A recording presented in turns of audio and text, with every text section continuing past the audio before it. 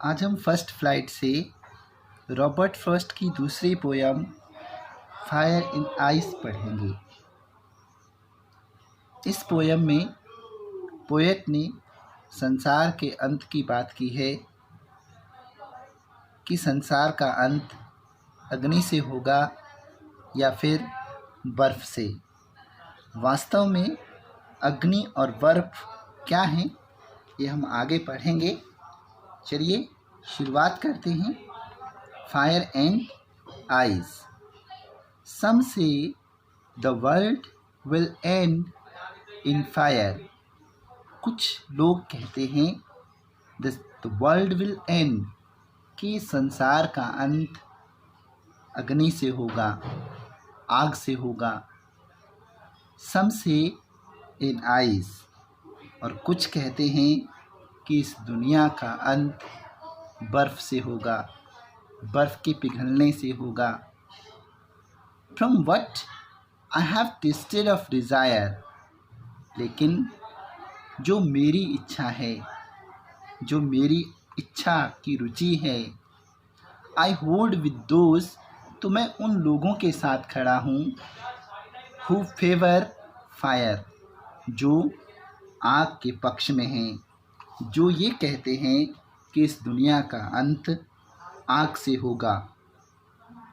But if I had to perish twice, लेकिन but if it had to perish twice, लेकिन अगर इस दुनिया का अंत 2 बार होना हो, I think I know enough of hate, तो मैं जहाँ तक समझता हूँ, मैं जानता हूँ कि इस संसार में नफ़रत बहुत है। हर इंसान दूसरे इंसान से नफ़रत करता है। मुझे लगता है, जहाँ तक मेरा ज्ञान है, कि दुनिया में, संसार में नफ़रत पर्याप्त है।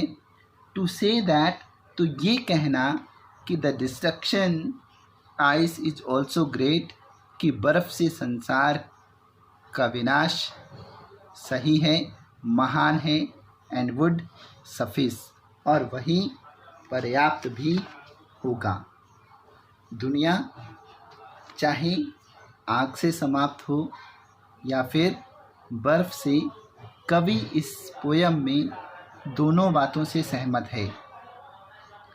संसार के अंत के विषय में अलग अलग धर्म ग्रंथों की अलग अलग मान्यता है, जिसमें क्रिश्चियन मत कहता है कि संसार का अंत सूर्य का ताप बढ़ने की वजह से होगा, जिसको आज हम ग्लोबल वार्मिंग के नाम से जानते हैं। जबकि सनातन धर्म का कहना है कि इस दुनिया का अंत बर्फ़ के पिघलने से, जल प्रलय से होगा। लेकिन इस पोयम में रॉबर्ट फ्रॉस्ट ने फायर का कंपैरिजन घृणा, नफ़रत से किया है।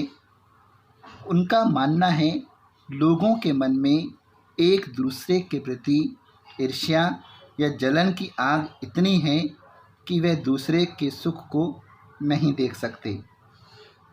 और आइस का कंपैरिजन तृष्णा या वासना से किया गया है, जिसकी तृप्ति के लिए इंसान किसी भी सीमा तक जा सकता है। इस तरह से फायर एंड आइस यानी घृणा की आग, और आइस यानी वासना या तृष्णा के कारण ही इस संसार का अंत होगा। अगर आपको ये हमारी पोयम अच्छी लगी हो, तो आप इस पोयम को प्लीज़ शेयर और सब्सक्राइब ज़रूर करें।